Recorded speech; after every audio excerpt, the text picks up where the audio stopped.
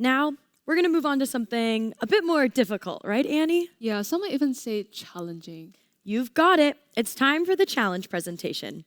Please welcome Damiano De Marchi, professor at University Ca' Foscari Vicenza and project manager for the Venice Sustainability Foundation, to the stage.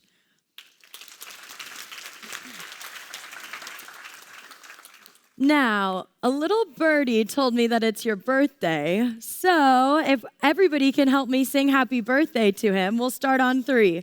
1, 2, 3. Happy birthday I have to take a video. to you. I don't have the money. Thank you very much. Happy birthday to you. Happy birthday, Damiano. Happy birthday to you. Thank you. Thank you for spending your birthday here with us. Thank you very much. So, I think that the presentation is gonna, okay. Anyways, so good afternoon and buongiorno. I'm Professor Damiano De Marchi. Maybe it's the first time that I was presented with the correct pronunciation, because I know that, you think that we are Spanish, so usually Di Marchi. So Damiano De Marchi, Professor of Tourism, Marketing and E-Tourism at Ca' Foscari University of Venice. Venice was mentioned many times today, so we are going to present some lessons from Venice. I'm project manager at the Venice Sustainability Foundation in sustainable tourism and also tourist data team coordinator at Almaviva Group, which is the most important provider for public bodies in Italy. Today's topic is tourism, over-tourism, and e-tourism. Lessons from Venice as a young hospitality summit challenge introduction.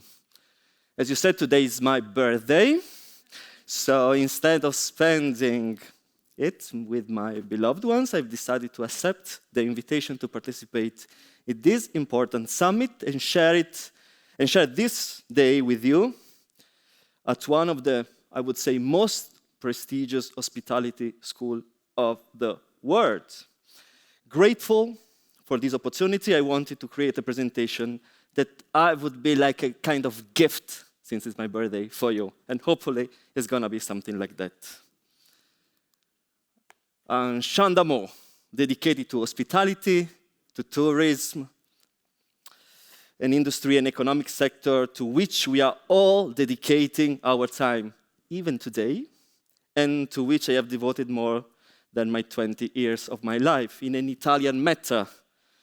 It's an opera in 3 acts in the style of Dante Alighieri that begins by briefly descending in search of tourism deep its roots, that then emerging to scale the challenges of over-tourism, and finally arriving at the heaven of e-tourism solutions with the finale that is the culmination of my current research. I want to say that these materials, this slide will be shared with all of you, delegates, as supporting material for the challenging.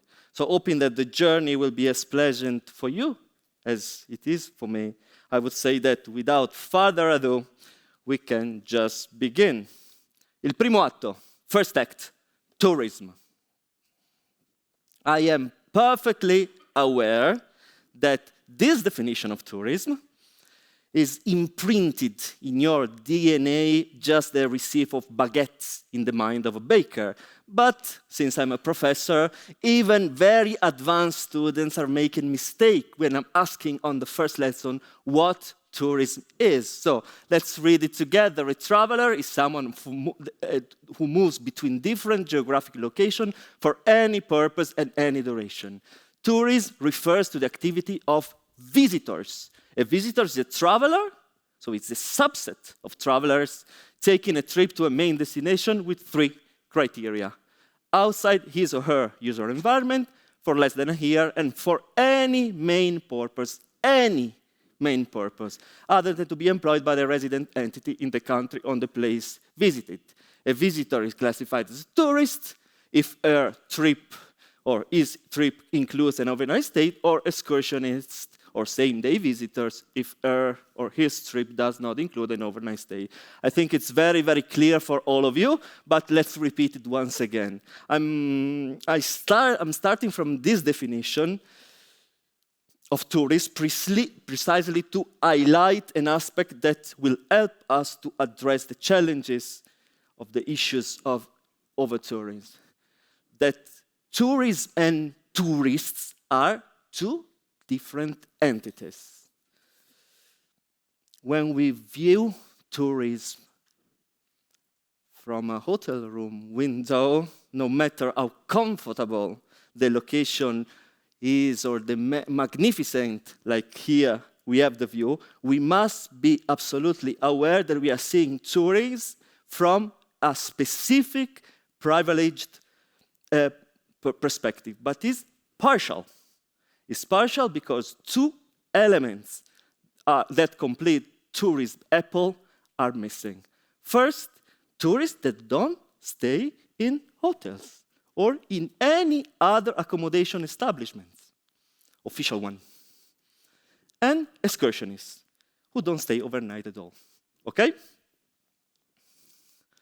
So given the absolute coincidence between tourists and tourism, even when professors or experts are talking about this industry or this sector in general, in any type of narrative, institutional, journalistic, consultancy, and so on, I believe that the brief exploration of excursionism is necessary. First, to exemplify its dimension, despite a few official surveys on the phenomenon. These are the figures of Italy. In Italy, excursionism currently accounts for about a third of international tourist arrivals. A share slightly declining, as you can see in recent years, and about a half of domestic trip by Italians.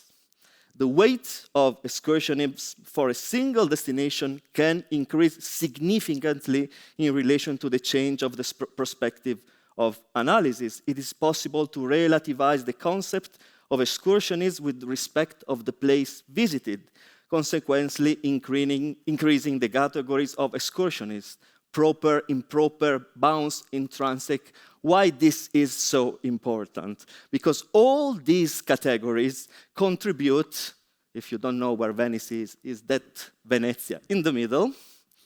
All these categories, as I said, contribute to the creation around the destination of an area within which the phenomenon of excursionism is generated, the so-called tourist region. And within it, the green one, a sub-area where improper or false excursionists, as we call it, stay, the relevant tourist region.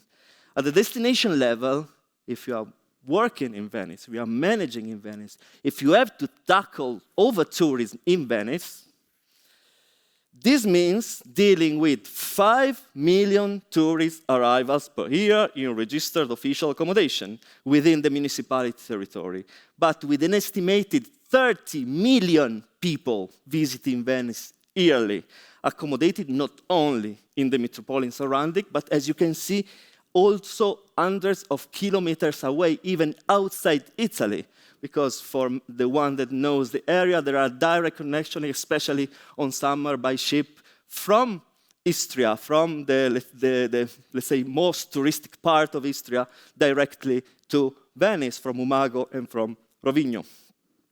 So, focusing on the analysis just on tourists, therefore, become particularly incomplete in terms of the strategic and operational choices of individual destination, which instead must have an increasing awareness of the visitors' mix. In addition to the fact that taking account to the total number of visitors and not just overnight staying is important for assessing the economic impact of tourism. As you see, these are some estimations that we made about the different impact, the different expenditure, direct expenditure of the different visitors, and also in terms of which item or which category of this product, of their experience, are they buying, and which are the rates that can be very significantly different. See, shopping, which is a main point of expenditure for a same-day visitors, the 30 million that we saw before. Studies on the impact of tourism, I will mention some academic papers, but sometimes I will mention it directly, and sometimes I will not that much in deep on that.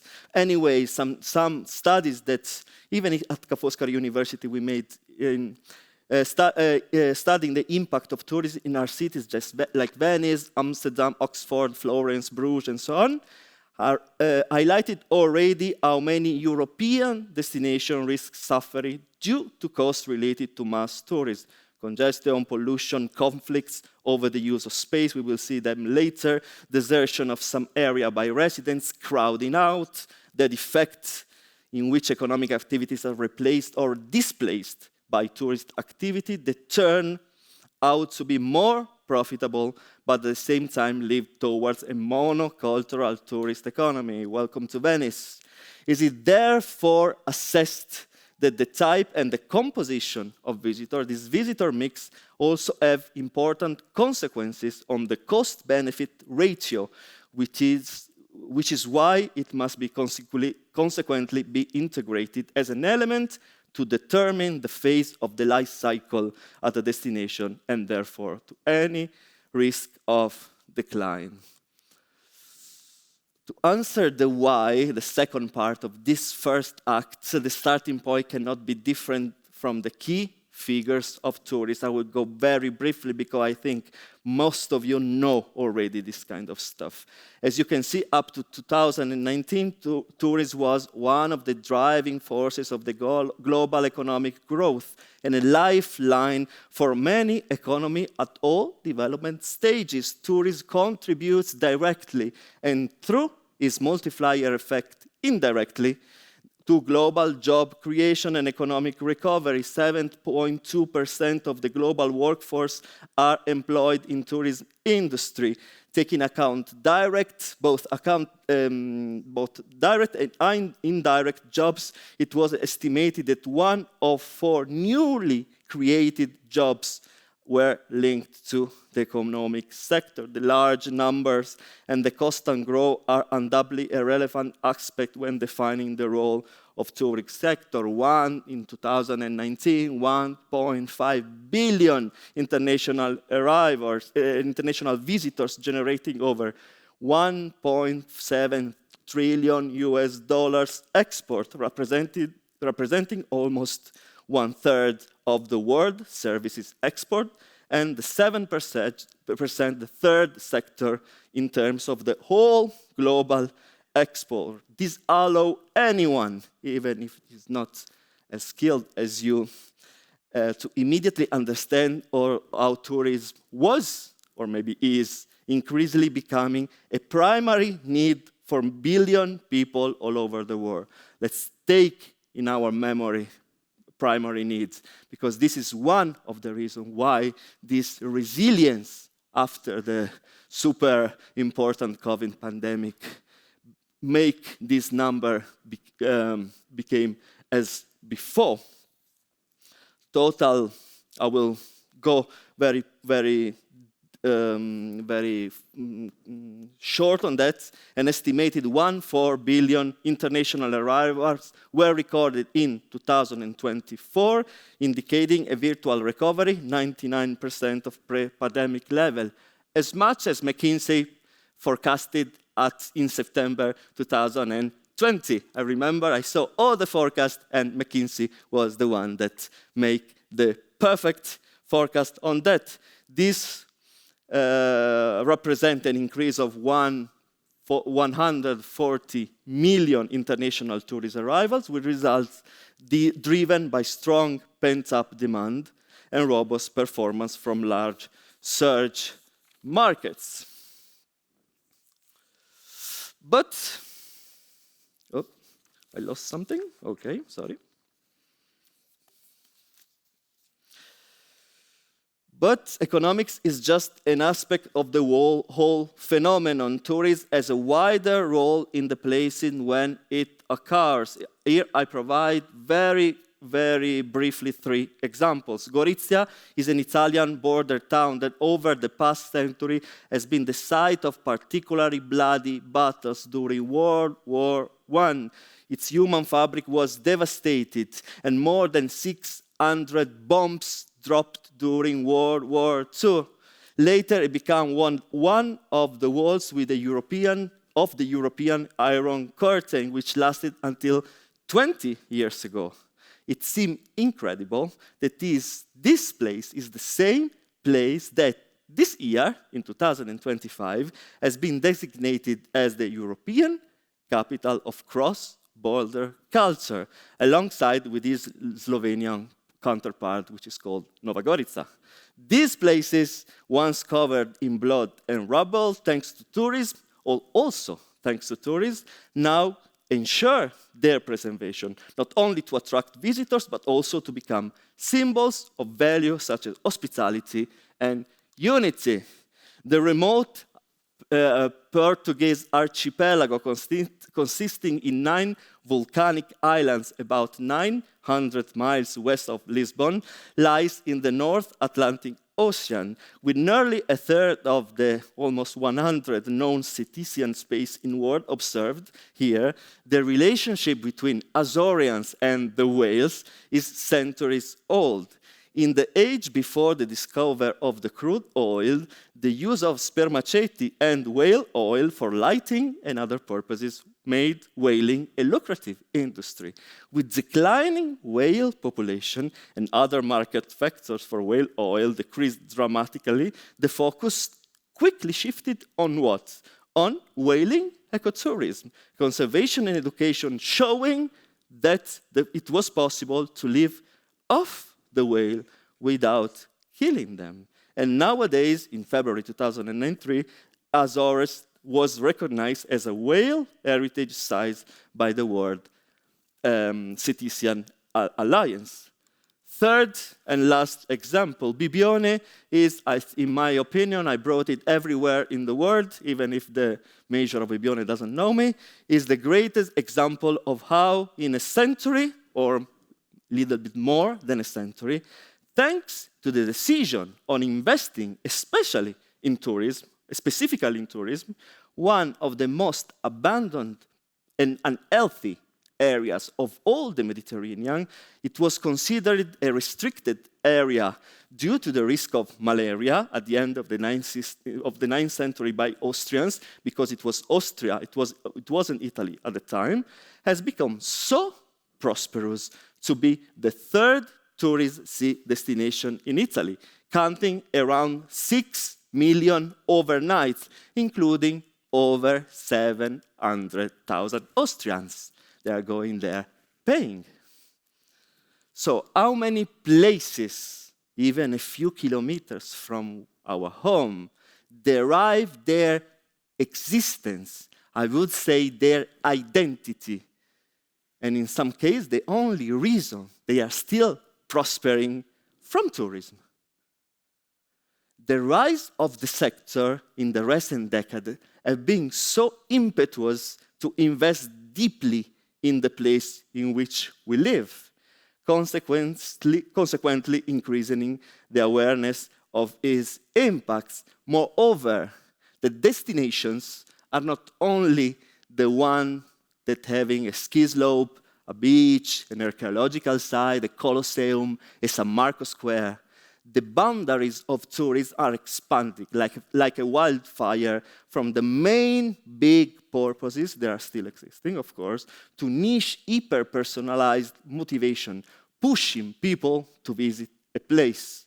The consequence is that this wildfire is taking all the territories, or many territories, and the number of the territories expanded so widely, and this specific task of the whole stakeholder, and specifically of the local governance, we can call it destination management organization, local governance, to identify and choose the direction in which to move, possibly in relation with the national or regional strategic line.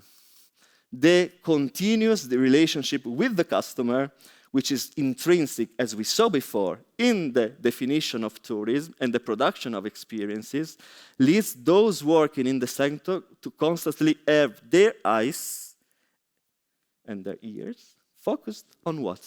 On demand, on the market. Tourism is like a sentinel of change and one of the founding factors of the very existence of e-tourism, which I'm going to talk later on. So we know that through the lens of tourism, we are aware that we can manage to intercept the spark of what is going to happen on a more general and a more widespread level. Second act, overtourism. This was a poster that I found not far from my home in Venice. It's not existing anymore. But it gives you the idea how we are looking at our visitors, okay? So, overtourism. In the title of this presentation, I make lessons from Venice, a title that seems like a bit pretentious, and how something for a city, for a place that is portrayed as decadent, even sinking under the waves of tourism flow and those who accelerated in its constant growth. Like Niobe, which is carved in the courtyard of my university, Ca' Foscari University main building, which is on the Grand Canal. I feel like I'm very proud, silly and maybe foolish if I think that Venice can teach lesson to anyone. Venice has the universal paradigm of overtourism in all academic and scientific publication. Making a banal image search on Google of the word overtourism, 35% of images are related to Venice. And not mentioning the media narratives which are focused on this overtourism Venice pairing. It almost seems like reliving an ancient idea where a dance takes the podium to teach. Here I am. In the third act, I will try to provide concrete examples of some initiatives that we implemented in Venice specifically to support the management of over-tourism phenomenon. So over the past 10 years, since we want to focus on over-tourism, academic research has therefore particularly focused on over-tourism. However, even it was not named as such, the phenomenon is not new. From the 70s, Doxy pointing out the emerging antagonism between tourists and local residents. And in 1979, in this fantastic book called Tourism, the Good, the Bad, and the Ugly, they observed that on one end, the travel industry is seen as enhancing diverse, well-planned communities, supporting parks, preservation, blah, blah, blah, blah.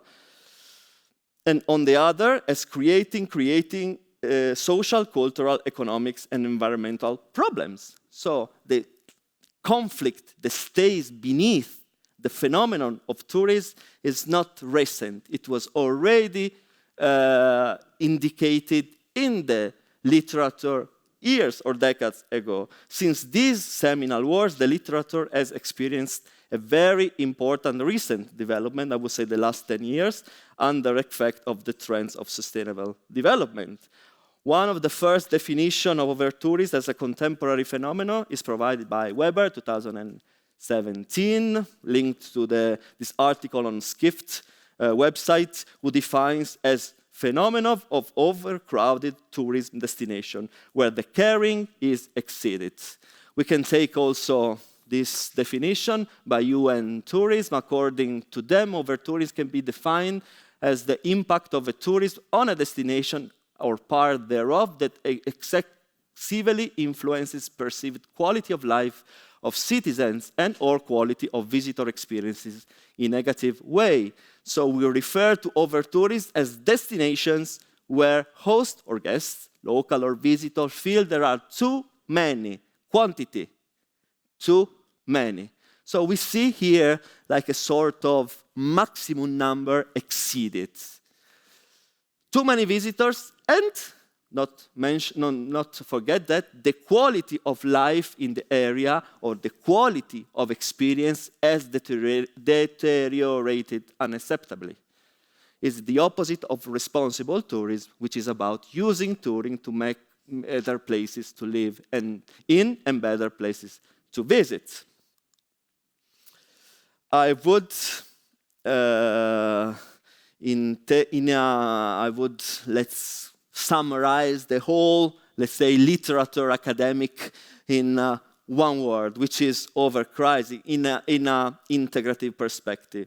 This is the first and most important characteristic of overtourism. Overcrowding in public spaces, on street, on transport, heavy traffic, which is leading to pervasiveness of visitor impact due to inappropriate behavior, noise, and so on, or touristification of city centers. This is the city center of Florence. Uniqueness of shops, facilities of residents, and so on. All these factors that we are mentioning led to what? To a growing conflict. Between what? Between residents and visitors, correct? This is something that we are aware of this. This is something that was taken, like a picture was taken like a couple of months ago, if I don't remember wrong, is in Malaga or anyway somewhere in Spain. Between residents and visitors in public and private spaces to less to availability of housing, loss of sense of community, and so on. Consequently, reducing what? Third word, satisfaction. The level of satisfaction both for residents and visitors. I worked a lot in sentiment analysis, and when we analyze the correlation between peak flows on a season, on a destination, and satisfaction, we saw that when the destination is more crowded, the perception of the satisfaction of any kind of visitors, the value for money, the semantic differential goes down and became more critical. What was emerging today that is, I think, very, very interesting for the ones that are owning a business is that additional elements of conflicts are not just related between residents and visitors, but between visitors and visitors themselves in different segments of visitors. So if you have a destination where the satisfaction of visitors is decreasing, maybe they can create conflict in terms of different segments. And if you are positioned, your positioning is, let's make an example, on the luxury level, having a super crowded, low-level atmosphere around your resort, your business, could lead to specific repercussion on your turnover, on your business, which is an individual component of the whole tourist experience. And in premise, I would say, hospitality industry. So overcrowding, since we take this word as, let's say, an easiest way to talk about overtourism, is linked with a transversal aspect emerging both from the study of the place visited and the origin of the floor. Here you have cultural tourism, which is the main reason to visit Italy for foreigners. The theme of concentration. The 70% of international flows are concentrated in an area, a territory, that is less than 1% of the Italian surface. If we concentrate in those 5 cities, we are taking that 2/3 of the night spent by foreigners in Italy on cultural holidays, which means 80 million overnights, are concentrated in just something over 5 historical city centers. And the same thing is happening when we are looking at the markets of regions. So we have like this kind of strange mathematics, strange, let's say, algorithms. So these equivalencies are becoming so strange when we are facing overtourism. But it's linked on how people move and mostly on why is the reason why people are visiting a place. And this is a figure that was even before the pandemic, with small differences between the ranking of single countries. So concentration and overcrowding are linked to elements elements of capacity at destination level. This is a model that maybe some of you know. It's very old. It's older. It's old like me. It's from 1821, so 1921, from Butler. But is saying what when we reach this kind of critical range of elements of capacity, the people themselves, the visitors themselves, the externalities sometimes lead to be negative as much as not being able anymore to cover the benefits from tourists. And sometimes stressing, as I said, on even endangering the attractions themselves, okay? So this carrying capacity, this maximum number that we saw, and this maximum number of people that may visit a tourist destination at the same time without causing a destruction of the physical, economic, and social or cultural environment, an acceptable decrease in quality visitor, unacceptable, of course, decrease on the quality of visitor satisfaction is what we are focusing now in terms of overtourism. And what the general guidelines, so it can help also for your challenging, are saying we have to communicate with visitors, promote spatial and time-based dispersal of them. For example, promote, develop visitor attraction facilities, events in less visited part of the area or during off-peak months, implementing travel cards, promote dynamic prices, which is something that hospitality is already doing, or review and adapt regulation on taxation on hotel and other accommodation establishment, or even shorter rentals, the regulation on access, on traffic, and more. Ensure local community benefits from tourism. For example, conducting researches among residents, engaging local community in the development of tourist products or new tourist products, which means new tourist motivation to go in a place, create awareness and knowledge of the sector, improve city infrastructure and facility, provide adequate public facility, a public transport better suited for visitors, or cleaning regime fits with tourist facility and with peak time. Engage, again, local stakeholders. Ensure at destination management level that in the board of the destination management organization are included representative of all, or at least the main, local stakeholders, and meet them regularly. Organize professional development programs for partners and so on. And then monitoring, we saw measure before, okay? Monitoring, response measures, using a data-informed approach, which is, I would say, the center of tourism towards a smart and sustainable destination. But of course, what I wanted to point out, that these guidelines, which I would say we all agree, sometimes face the harsh and the ugly reality that is warning up against oversimplistic solution written on paper. It is crucial to be very careful and wise in structuring mitigation action, which is one of the objectives of your challenge. Some example, although it's essential to communicate with visitors and promote spatial and time-based dispersal of them, it's equally important to understand the peculiarity of the context. If, as in Venice, as you can see on the left, there are physical accessibility constraints, It's truly complicated to distribute floor without a significant infrastructural investment, and I mean a insignificant infrastructural investment. And even then, this may be not definitive. If people, as the central picture, have come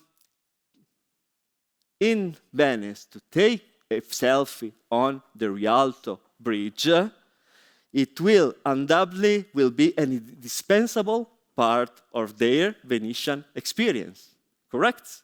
And even in Venice, on one hand, there are routes that are little or even not touched by tourists. Come to Venice, I will show them, okay? I promise. But promoting them, so moving people to go in these places, what would lead to the further expansion of what we saw before, this wildfire of tourism, those impacts of tourism in less affected areas, increasing touch points, so maybe increasing potential elements of conflicts with other city users, starting with the local community.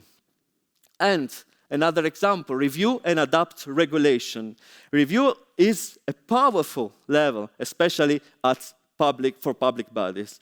But first, you must have extensive knowledge of the legislative competencies in the matter for each individual entity involved, and regarding the most suitable theme and regulatory instruments. Otherwise, at least in Italy, it's common practice to risk the annulments of acts and conflicts between institutions. This is day by day a lifetime for public bodies in Italy when they want to regulate something, especially on tourism. And moreover, it's advisable to make use of high-level expertise regarding regulatory matters. This is the example of what Florence did 2 years ago, that it was annulled, the act, and it was made like a couple of weeks ago again. This is the most recent municipal provision in Florence. The city has announced a ban a ban on new short-term rentals registration in the historical city center, the UNESCO World Heritage Site. But this move that aims to address housing affordability issues and the impact of over-tourism on residential areas make a direct consequence, a crystallization of oligopoly of the existing situations with significant impacts on all forces in the competitive environment. Moreover, engaging local community, as we said, is an action that cannot ignore the fact that residents themselves are often part of the over-tourism process. Short-term rentals serve as a tool for their proliferation, but it's the property owners who make their private spaces available. And most of the time, not always, but most of the time, have the same Venetians that are complaining about tourism. Tourist businesses and workers are also part of the local community. They will always be able to have the same goals. We will also manage to include the new communities of workers. In Venice, there are more than 8,000 citizens from Bangladesh, most of them working in kitchens, tables, souvenir shops. Are they also part of the local community? And so on, and so on, and so on. Of course, as you know, STR was providing you some data for your challenging. That's why also I included the data they shared to me. I will not go much more in detail, but of course all material are at your disposal, and the PDF has been already shared with the organizer. In this interludes, I've been provided with a series of updated data extracted from STR to on Venice, so they can serve as an additional database for your strategic and operational choices. As you can see, there is data related to the dimension and structure of the market, and so on, and so on, and so on. It's too much numbers, I cannot go in detail that much, but as I say, you will be provided with all this room supply and demand percent change, actual supply and demand, occupancy, and average daily rate percent change, and so on, and so on, and so on. So we're gonna have a lot of information to be shared with you and to use it to take your conclusions in your decisions. With sometimes some of the comments that can help you to read the numbers in a more appropriate way. Occupancy by the day of the week, average daily rate by the day of the week, hotel openings and closing. As you can see, the market of Venice is, let's say, less moving than many other markets. Pipeline by scale and phase, minimal rooms in pipeline, and so on, and so on, and so on. Okay? There is also this data about these Greece provincial market maps in terms of the existing and the under construction hotels in Santorini, Mykonos, and Rhodes, which are islands that are more interesting for many of you, and as you saw, are experienced over tourism tasks. So, third act, we are going quite fast on the third part of this opera, terzo atto. The final lesson as actual application of e-tourism to manage over-tourism on a data tourism approach. So, technology for tourism is an indispensable ally.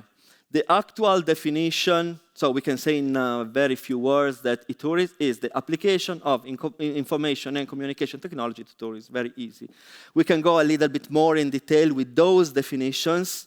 E-tourism reflects the digitalization of all processes and value chains, more focused on value chains in the touring, travel, hospitality, and catering industry. The second one is more linked to the demands.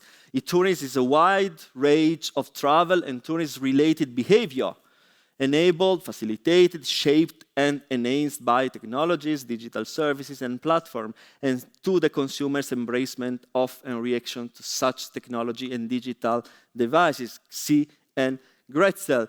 E-tourism denotes the analysis, design, implementation. So the third one is more related to solutions, an application of ET and e-commerce solution, and the process and the market structure of the analysis of the impact of these solutions. So in all the three definitions, the centrality of ICT is noted for the first definition in the role they have in the value chain, for the second definition for the role they have in the behavior and demand, and for the third one as applied solutions.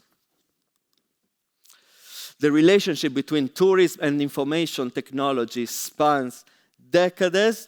The idea of the developments of ICT, how they revolutionize economies and enterprises, is paradoxically the more powerful and complicated and complex ICT become, the more user-friendly and inexpensive they are, enabling more businesses and destinations to take advantage. Tourism sector symbiotic interaction with technology has been transforming the former industry, has been trying to constantly adopt the benefit from new technological advancements. ICT have profound implication for the management of anyone in the travel industry. A few other economic activities or sectors are generation, gathering, processing, application, and communication of information as important to day-to-day operation as in tourism. Tourism is an information business. The information is the basis of the whole touch point from your customer to your organization. The customer journey is called, becoming the primary application field for ICT and web-based services. tourism has always played a significant role in this facilitation process and served as a true engine for technical, economic, and social developments towards a broader transition to a knowledge and experience economy. The transmission of the value through information has gone through different phases. We will not see them all, but just imagine that in the 60s, the first and most important, not military network was the computer reservation system by airplanes, and then they became global distribution system, which were leading the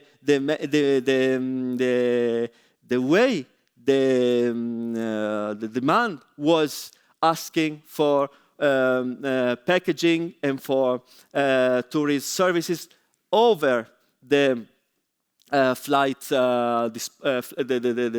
the airplane seats, with also hotels, with also transportation and so on. So this process that evolved with the web 1.0 to the actual phase, which is the web 4.0, which is related to a symbiotic web, this symbiotic and emotional interaction between machines and human bodies through the real application of artificial intelligence, always found tourism, as I say here, as one of the first fields to apply changes. So I'm gonna go on this part related to, as I said, final lessons, as we call it, from Venice as actual application of e-tourism to manage over-tourism on a data-informed approach. First one, we used passive mobile data. Passive mobile data, event data recorded by mobile network operator in the course of mobile devices use of public voice and data network.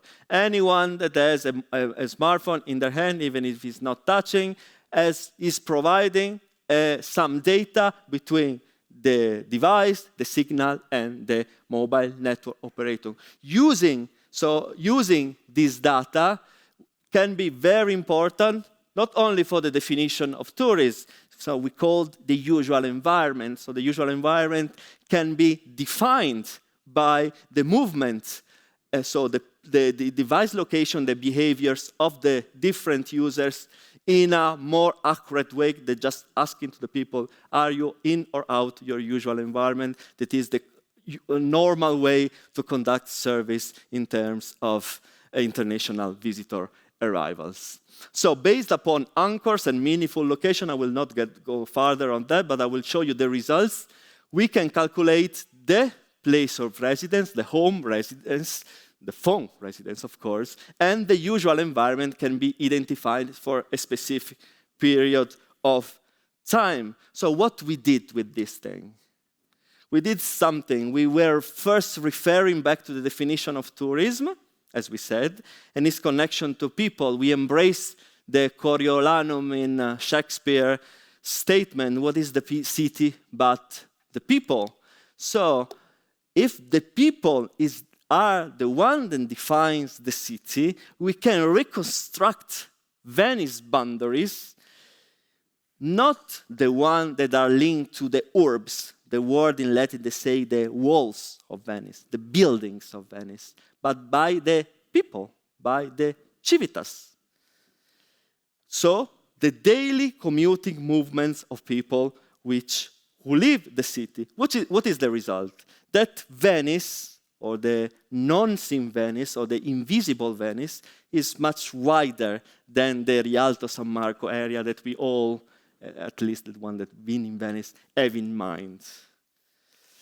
But we can call it a urban node with an estimated daily presence of over 1 million people, an area that is much larger than the urbs and even the UNESCO site. Is, as we call it, a functional urban node, which is ranking as one of the urban nodes of the European Transport Network, TNT. And Europe is giving much more importance to these functional areas. For example, in the way of the local authorities have to plan the local mobility from nowadays on.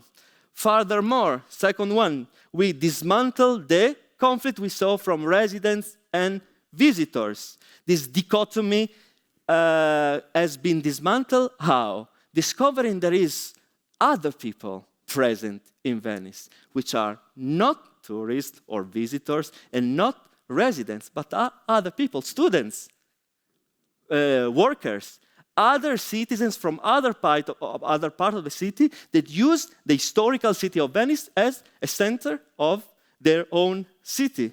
This is very important in strategic planning regarding the three keywords that we see when we relate it to overtourism. It is completely different from the narrative that we are thinking when we are talking about the conflicts that overtourism can rise.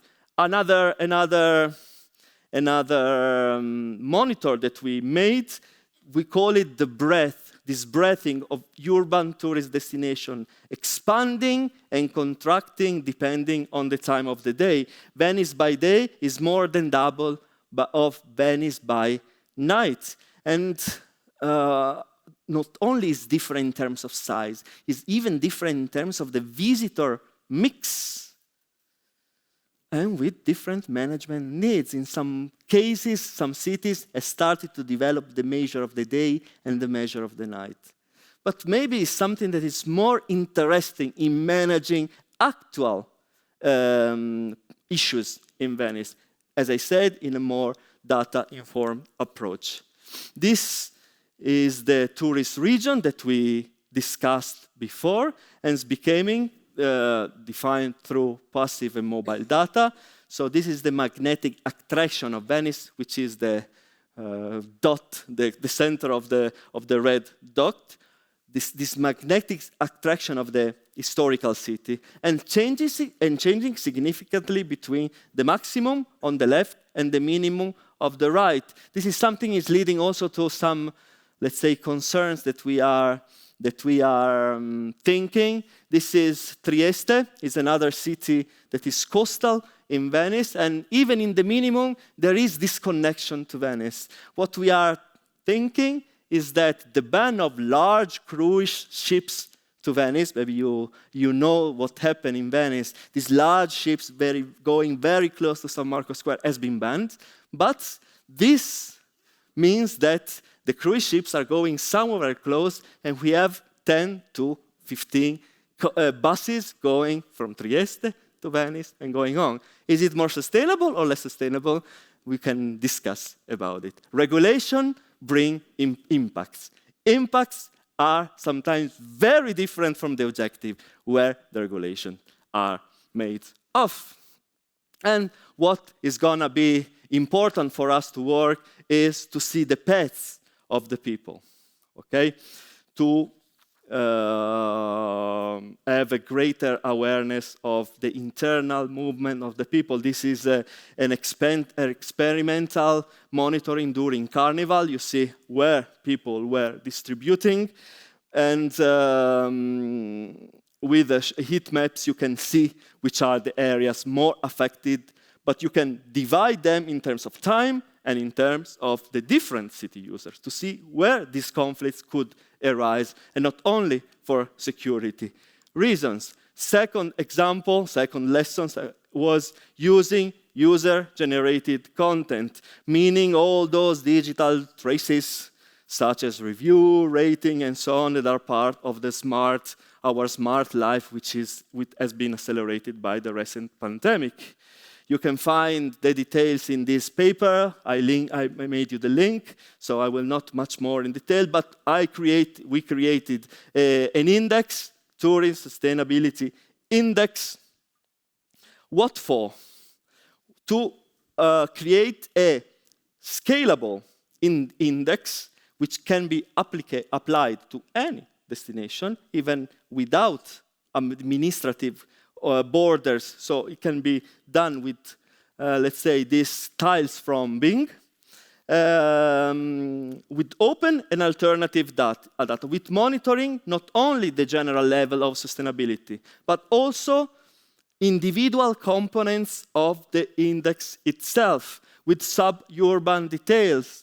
Lighter the area, less sustainable is. And you can see where overtourism is focused in Venice. Not even all the municipality of Venice or the city of Venice has the same level of overtourism. Or see how the air quality changes between wintertime and summertime due to the geographic conformation, and on summertime, the presence of tourists on Venice and on the coastal resorts. And also monitoring the dynamics over time and on topics like shore rentals activity that sometimes are very difficult to be monitored. No? As you can see, the activity how is expanding and reducing in terms of the different time frame that we are monitoring this topic.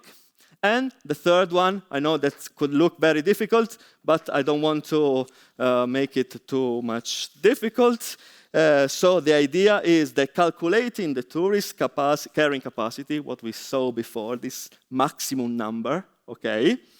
The use of alternative database and other kind of sources also allowed the experimentation of a model, the one on the right, that is capable to take into account the uncertainty of all the model parameters. Since the normal linear programming models, they are supposed to be perfectly known. And of course, this is not when you have to face reality. And not only gives you the way to calculate more accurate numbers, but also to give you the idea that this carrying capacity is not just a number. It's a range. I think these pictures of the same place at the same time in 2 different years can give you the idea of what I'm talking about. We are at the same place at the same time, the same period, 2 years apart. Which of these 2 Venice is more acceptable? Which is more sustainable? Very difficult to answer. I will leave it to you.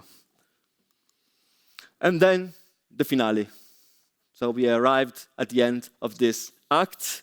The finale of this opera is dedicated to what has been occupying my mind recently, which I also propose, maybe, it's on the discussion, as a potential strategy against overtourism. So this definitional connection between tourism and the demand, the market, your customers, and thus the use of ICT by the customers, visitors, has led me to reflect on its current impact. The smartphone nowadays is acting as the agent of disruption of the foundations of tourism. Specifically, what Ari defines the tourist gaze. I hope someone of you heard of what I'm talking about. The visitor perspective. Seen as a desire not only to appreciate places, mediated visual consumption, but I'm trying to, let's say, gaze the gaze.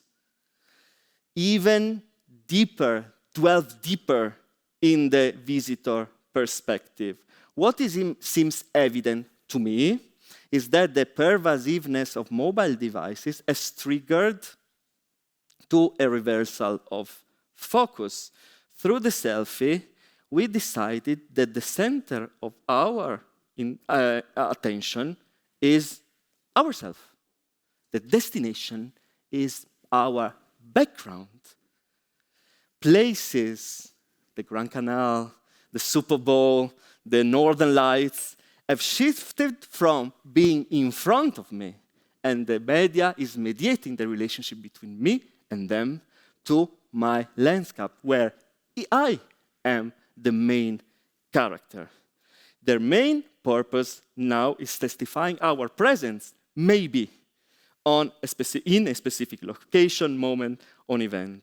The interest in our presence on a place depends how much that place, Venice, Rialto Bridge, I'm taking a lot of pictures to people that is taking selfies in a Rialto Bridge because I make it every day going my office.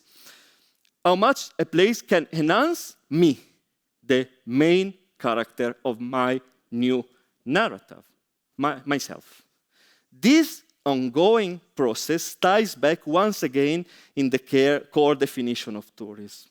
I would call this homo novus artificialis virtualis, a product of a long process of absorbing projection of what is possible.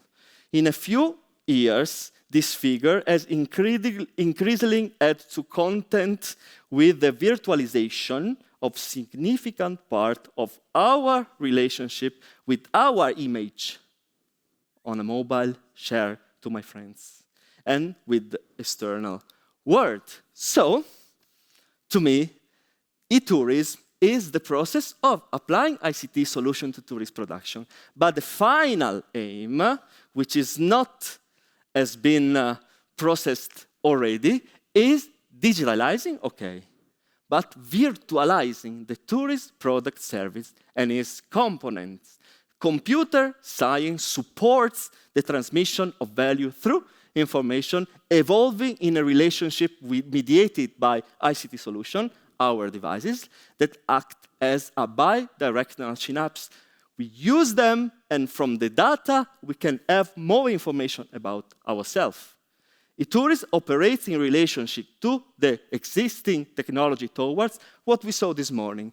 Facilitation the product, enhancing experiencing, personalizing, but we already started what? Virtualizing component of the tourist product. It has been accelerating during the pandemic, virtual tour, virtual tasting, even virtual theater shows, and so on, and so on, and so on. So my idea is that currently entertainment is on pole position on applying virtual tourist product services. If we consider Verona's Arena on Fortnite or Midnight Club Los Angeles, telepresent, virtual present as we call it, is becoming so immersive that it's transforming in a virtual and meaningful object themselves. Recent studies has surveyed people that felt like they were there, they visited there. Think about you are Los Angeles, and maybe you need to deal with people that already been there, but just in a virtual time. How will be the experience when they are coming, if they are coming? So I would say that this would mean, or could mean, it's always on debate. I don't think that anything that I'm saying is a dogma. And an entity that lies outside the tourist industry, Disney, might revolutionize the sector. Tourism itself. This opportunity could open vast unexplored possibility where demand reallocates, because it's already doing on video games, for example, significant portion of budget, leisure time or free time, and interest toward virtual tourism product services as a direct consequence of motivation that adequately meet specific needs. The core of the tourist process, the tourist product is why. If we can, in a virtual way, answer that why, we have a huge opportunity to give answers that nobody did already presented. For those who are interested in further exploring the concept, all these topics are covered in my book, just published by Club, eTourism, blah, blah, blah, blah, blah, and available in all platforms, closing the commercial. Okay, so I think I'm at the end. I hope it was enjoyable as me. I hope you enjoyed this journey. Thank you very much.